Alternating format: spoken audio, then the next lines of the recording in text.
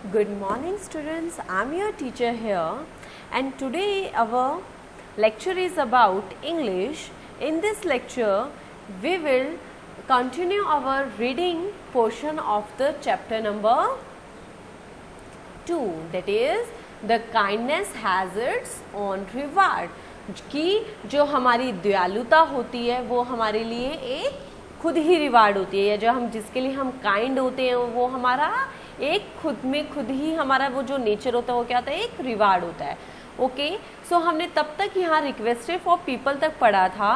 One day हम एक बार revision ले लेते हैं. उस टाइम में क्या था कि वहाँ पे 3 ब्रदर रहते थे और वो बहुत ज़्यादा पुअर थे, बट वो एक मैंगो के पेड़ के लिए बहुत ज़्यादा ऑब्सेस थे. और उन तीनों ने क्या किया हुआ था, उस मैंगो के ट्री को 3 पार्ट्स में डिवाइड किया हुआ था. Okay, but one day an old hermit came to their village. एक दिन एक ओल्ड मतलब बूढ़ा, हर्मिट मतलब हमने पहले भी किया था सन्यासी, कि वो वहाँ पे आया और उसने रिक्वेस्ट किया उसके फर्स्ट ब्रदर से. क्या, वो अब हम आगे पढ़ते हैं. Okay, so let's just get start the video here. Take these mangoes which are my share of the fruit, but I cannot give these mangoes which do not belong to me. First brother ने बोला, take this mangoes, आप ये आम ले सकते हो, which are my share of fruit, कि जो मेरे हिस्से का फल है वो आप ले सकते हो. But I can not give these mangoes, but मैं वो मैंगोज नहीं दे सकता which do not belong to me. Belong मतलब जो मेरे हैं वो मैं, जो मेरे नहीं है वो मैं आपको नहीं दे सकता. For they belong to my brothers, क्योंकि ये जो बाकी के आम हैं वो मेरे ब्रदर को बिलोंग करते हैं, मतलब वो मेरे ब्रदर के हैं. रिप्लाइड द फर्स्ट ब्रदर, ये जो पूरी बात थी ये किसने बोली थी, फर्स्ट ब्रदर ने बोली थी उसे. फिर हर्मिट ने क्या किया, हर्मिट मीन सन्यासी हमने किया था. Then went to the other 2 brothers and asked for the help. जो सन्यासी था वो वेंट मतलब जाना, कहाँ गया, अदर 2 ब्रदर्स मतलब दूसरे 2 भाइयों के पास वो गया. Asked for the help, ask मतलब पूछना, हेल्प मतलब मदद. The hermit goat the same reply from the 2. जो हर्मिट था, जो सन्यासी था, गोट मतलब उसे मिला, सेम रिप्लाई मतलब किसी भी बात का जब हम किसी को आंसर करते हैं उसको उन दोनों से भी सेम ही आंसर मिला. was much pleased with their hospitality and liked their fair dealings. जो सन्यासी था उनको उनकी हॉस्पिटैलिटी और उनकी जो मन की भावना थी वो इतनी फेयर थी, या उनको देने की भावना, या उसकी जो डील कह देते हैं हम जिस चीज़ को, मतलब वो इतनी फेयर थी जो हर्मिट को बहुत ज़्यादा मन को भा गई. Here we just learn a new word, hospitality. So what is hospitality?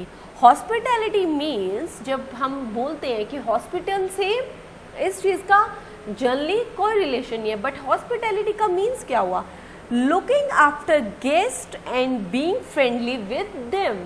It means that कि जब आप किसी के साथ, कोई आपके घर आता है, फॉर एग्जाम्पल हॉस्पिटैलिटी को समझने के लिए हम एक एग्जाम्पल लेते हैं. लाइक कोई आपके घर आता है, जब आप उसकी बहुत ज़्यादा टेक केयर करते हो, या आप उसका बहुत ज़्यादा ख्याल रखते हो और आप उसकी मदद करते हो, या उसके साथ इतना वेलकम करते हो उसे कि आप उसके आने से बहुत ज़्यादा खुश हो और आप उसकी सेवा करते हो, आप उसकी सेवा भाव से उसके साथ उसकी सेवा करते हो, तो that means hospitality. That means hospitality and like their feel dealings.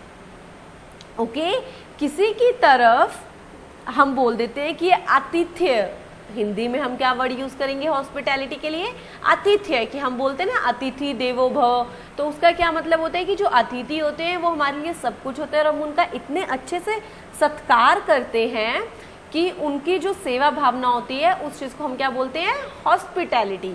किसी को सत्कार करना है, किसी का आतिथ्य करना, उसे हम क्या बोलते हैं, hospitality. The hermit happily asked one of the brothers. जो हर्मिट था उसने हैप्पीली मतलब खुश होके पूछा, आस्क मतलब पूछना, किससे, उनमें से किसी एक ब्रदर को पूछा, what gift will you like to have, कि तुम्हें क्या, व्हाट गिफ्ट मतलब तोहफा, will you like to have मतलब तुम क्या तोहफा लेना पसंद करोगे. लाइक मतलब पसंद, टू हैव मीन्स कि आप क्या लेना चाहोगे। तो एक the first one said I would like to have a herd of cattle to tend. उनमें से एक ने कहा I would like to have मतलब मैं चाहता हूँ या मैं पसंद करूँगा क्या, herd of cattle to tend. अब यहाँ पे हमें 2 वर्ड्स न्यू मिले हैं। कैटल से तो हम समझ चुके हैं यहाँ पे, है ना, पिक्चर में ही हम क्लियर हो जाते हैं उस चीज को देखने से, गाय की बात हो रही है यहाँ पे, right.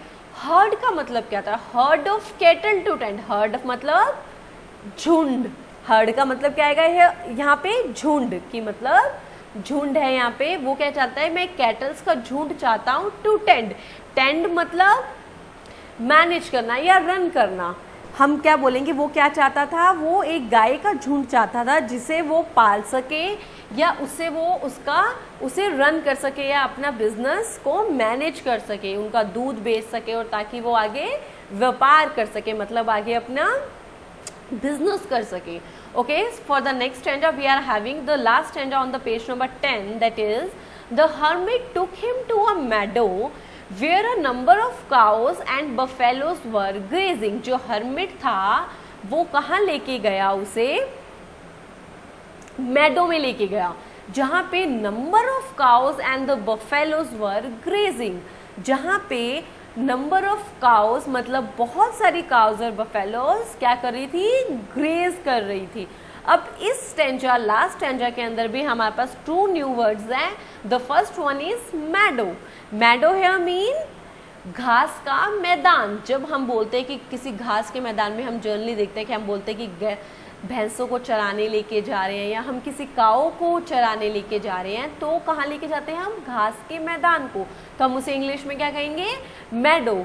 So today onwards whenever you just see that कि कोई भी बफेलोज या कोई भी काऊ कहीं घास खा रही है या किसी भी मैदान में जा रही है किस लिए, चारा खाने के लिए या घास खाने के लिए, तो आप क्या बोलोगे, मम्मा वो काऊ मेडो गई है, या वो बफेलोज को कहाँ लेके गए हैं, मेडो लेके गए हैं। ओके, मेडो किस लिए लेके गए हैं, ग्रेजिंग करने के लिए। ग्रेजिंग मतलब चराई करना, ग्रेजिंग मतलब चराई करना। Okay, so on the next page number 11 we are having then he went to the second brother. फिर जो हर्मिट था वो सेकेंड ब्रदर के पास गया, asked him what he wanted, उसने पूछा कि तुम क्या चाहते हो। The second one said I want a fertile piece of land which I will cultivate for my living. उसने बोला कि मुझे एक फर्टाइल पीस चाहिए, पीस मतलब टुकड़ा किसका, लैंड मतलब एक जमीन का, विच आई कल्टिवेट, कल्टिवेट मतलब कुछ उगा सकूं, फॉर माई लिविंग मतलब मेरे पोषण के लिए या मेरे घर के खर्चे के लिए या मेरे जीने के लिए मैं उस चीज को कल्टीवेट कर सकूं। फर्टाइल हेयर मीन्स एक न्यू वर्ड है, फर्टाइल क्या होता है, उपजाऊ, a land in which plants grow well. Okay, so rest of the chapter we will discuss in our next video. Till then just stay at home, stay safe, have a good day students.